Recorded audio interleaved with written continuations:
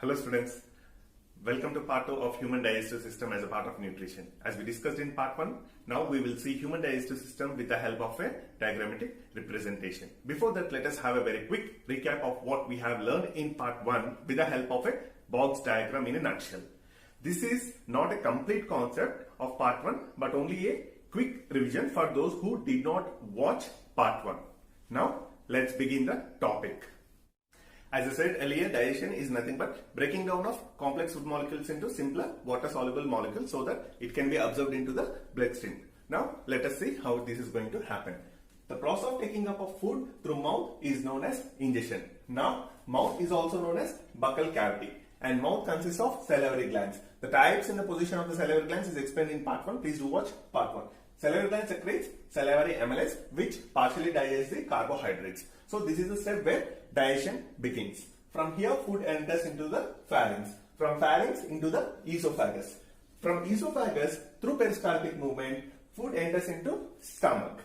In the stomach it secretes gastric juice. Gastric juice consists of HCl, pepsin and mucus. HCl creates acidic medium and kills bacteria. This acidic medium is required for pepsin to act on proteins. So now this pepsin acts on proteins and it digests proteins.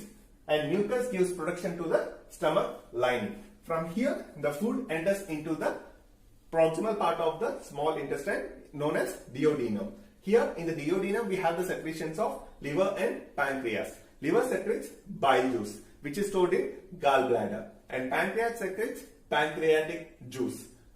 This pancreatic juice consists of pancreatic amylase, trypsin and lipase. Pancreatic juice digests starch, whereas trypsin digests protein and lipase digests fats, that is emulsified fats. From here the food enters into the later part of small intestine where small intestine secretes intestinal juices. This intestinal juice converts carbohydrates into glucose, proteins into amino acids, fats into fatty acids and glycerol. Here now the food is in the form of simpler water soluble particles. So this food is absorbed and assimilated into the cells of the body. From here the food enters into large intestine. Large intestine is the site where absorption of water takes place. Please don't get confused here. The actual site of absorption of complete food and assimilation is small intestine and absorption of water only takes place in large intestine. From here the undigested food enters into rectum where it is stored for 3 hours to 4 hours. From here the undigested food is sent out through an aperture known as anus. This process is known as egestion. Now let us see the actual theme of part 2, that is explanation with the help of a diagrammatic representation. Now students, let us see human digestive system with the help of a diagrammatic representation. The process of taking up of food through mouth is known as ingestion. Mouth is also known as buccal cavity. In the mouth we have teeth, tongue and salivary glands. The function of teeth is that breaking down of complex food particles into smaller food particles. The function of salivary glands is the secretion of saliva. Now, the function of tongue is that to mix this saliva with the food particles and make it into round ball-like structure. This ball-like structure is known as bolus. Now, it enters into the pharynx, then into the esophagus through peristaltic movements. Before that, let us see what are the different pairs of salivary glands. Salivary glands are of 3 pairs. The first pair is known as submandibular. These are present on the side of the jaw. Second pair is known as sublingual, which are present below the tongue. Third pair is known as parotid glands. They are present on the side of the ears. These all together secretes saliva, and the saliva consists of salivary amylase, which digests, that means partially digests the carbohydrates that is present in the food. Now the food that is entered into the esophagus is pushed down through peristaltic movements through a sphincter known as gastroesophageal sphincter. From here, the food enters into the stomach. The function of this gastroesophageal sphincter is that it prevents the backward flow of the food, that is into the mouth, from stomach into the mouth. Now, the stomach is present on the left side of the body and it is J in shape. The stomach secretes gastric juice. Gastric juice consists of HCl, pepsin and mucus. Let us see what are their functions. HCl helps in creating an acidic medium so that pepsin can act on proteins, and also it kills the bacteria that is present in the food. And pepsin helps in the digestion of proteins, and mucus helps in protecting the lining of the stomach. I have depicted this mucus lining as this red line. If this mucus is eroded, it leads to ulcers. Now, the food from here enters into the proximal part of the small intestine, because here the food is in semi-solid in nature.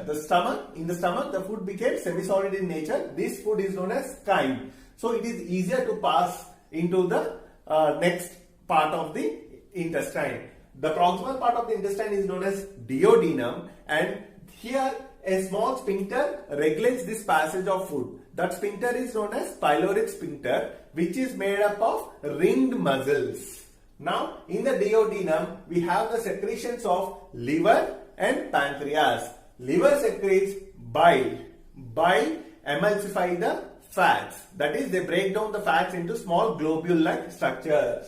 Whereas pancreas secretes pancreatic juice. This pancreatic juice consists of pancreatic amylase, trypsin and lipase.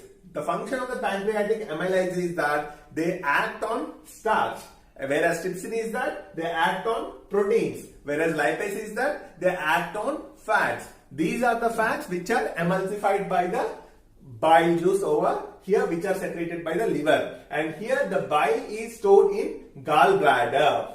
From here, the food enters into the later part of the intestine. Here, the intestinal juice consists of different enzymes which converts carbohydrates into glucose, proteins into amino acids, and fats into fatty acids and glycerol.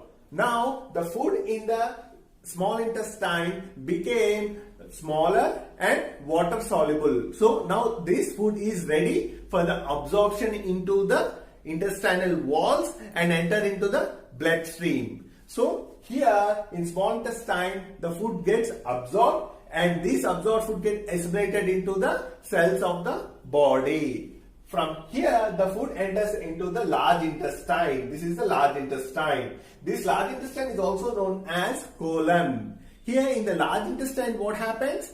Here absorption of water takes place, and now the complete absorption of water has been taken place and only undigested food is present over here. This undigested food enters into a part known as rectum from large intestine. Here in the rectum the food is stored for 3 to 4 hours, and from here the food is excreted out through anus. This process is known as digestion. So this is what the complete concept of digestion.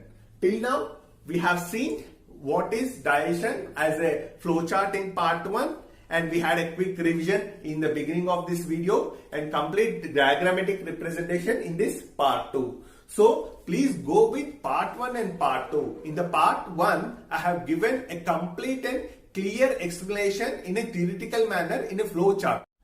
In order to avoid repetition, I did not emphasize too much on certain points that were already covered in part 1. However, you can always find them in part 1. So students, now with part 2, we have become well versed with digestive system.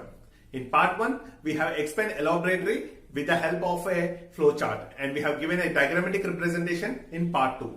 So do watch part 1 and part 2 for complete information and to cover more points so that it will be more informative. We have query from students who are viewing our channel. Here in ACE Learn from Home, we are teaching all subjects ranging from biology, that is both botany and zoology, chemistry, arts and crafts, and all the languages. So stay tuned for more subjects and videos. Thank you for watching and do subscribe. Have a great day ahead.